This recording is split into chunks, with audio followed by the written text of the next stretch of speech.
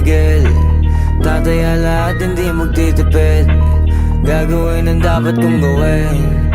Alam ko na magagawa ko rin. Balang araw maging icon. Gusto ko kagaya ko si Idol. Mala Michael Jordan nung ma-high score.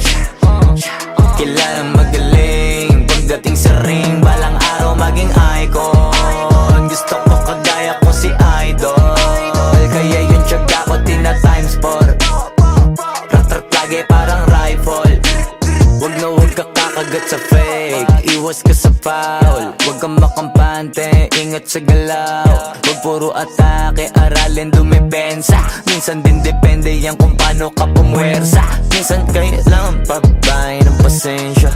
Isa yan sa mga pangunahing diferensya. Pag natambakan ka na doon ka magapit. Pero pag nakalaman ka na nakakampante, sana kuha mo yung punto mula simula hanggang sa dulo.